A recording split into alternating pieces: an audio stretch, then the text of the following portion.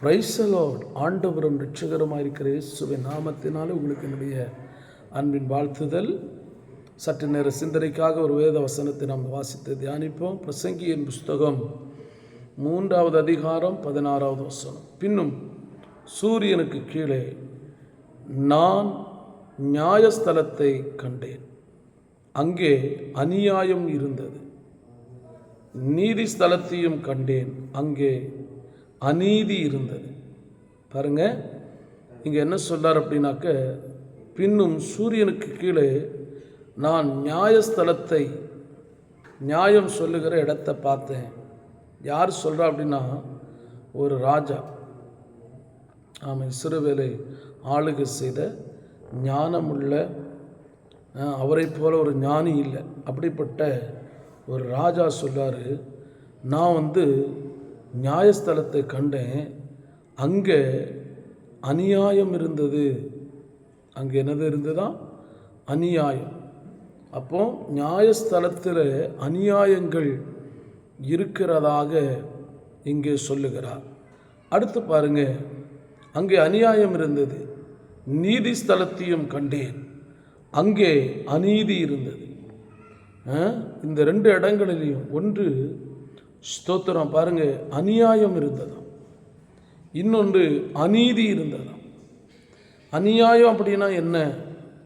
தவறு பண்ணாதவர்களை தவறு செய்தது போலவும், தவறு செய்தவர்களை தவறு செய்யாதவர்கள் போலவும் ஸ்தோத்திரம் அங்கே நியாயம் விசாரித்து அநியாயம் செய்ததை இங்கே சாலமோன் ராஜா சொல்லுகிறார். அதுக்கு அடுத்த வசனத்தை பாருங்க, 17வது வசனம். சகல எண்ணங்களையும் சகல செய்கைகளையும் நியாயம் தீர்க்கும் காலம் இனி இருக்கிறபடியால் சன்மார்க்கனையும் துன்மார்க்கனையும் தேவன் நியாயம் தீர்ப்பார் என்று என் உள்ளத்தில் எண்ணினேன்.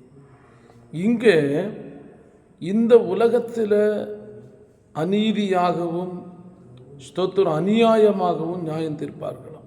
ஆனால் இந்த உலகத்தை விட்டு போன பிற்பாடு சர்வ வல்லமையுள்ள தேவனாகிய கர்த்தர் சகல எண்ணங்களையும் சகல செய்கைகளையும், சகல எண்ணங்கள் செய்கைகள், செய்கைகள்னால் நீங்கள் என்னென்ன செயலை செய்கிறீங்களோ அதற்கு ஏற்ற நியாய தீர்ப்பு காலம் உண்டு. அது இங்கே அல்ல, பரலோக ராஜ்யத்தில் அந்த நியாய தீர்ப்பு கண்டிப்பாக நடக்கும். அதை குறித்த வெளிப்பாடு அருமையான சாலமோன் ராஜாவுக்கு உண்டாயிருக்கிறது. அருமையான கர்த்தருடைய பிள்ளையே, நீங்கள் இந்த உலகத்தில் அநியாயமாக நியாயம் தீர்த்து கிடைக்கிற காசையோ பணத்தையோ வாங்கி உங்கள் குடும்பத்தை கட்டி காத்து கொள்ளலாம் என்று நினைக்காதீர்கள்.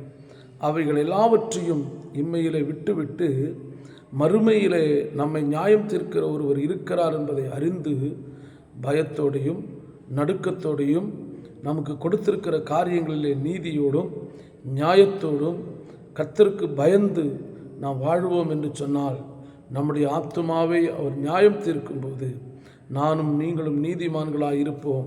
நமக்காக பரலோக ராஜ்யம் நமக்கு ஆயத்தமாக இருக்கிறது. அதனால் தயவு செய்து ஸ்தோத்திரம் இந்த 2 வசனத்தையும் நீங்கள் மறுபடியும் படித்து கொள்ளுங்கள். பிரசங்கியின் புஸ்தகம் 3வது அதிகாரம் 16வது வசனமும் 17வது வசனத்தையும் நீங்கள் வாசித்து கொள்ளுங்கள். சரியா? இந்த 2 வசனத்தையும் நீங்கள் படித்து அதில் இருக்கிற காரியங்களை புரிந்து அதன்படி செயல்படுங்க. உங்கள் குடும்பங்களையும் உங்களையும் கர்த்தர் ஆசீர்வதிப்பாராக.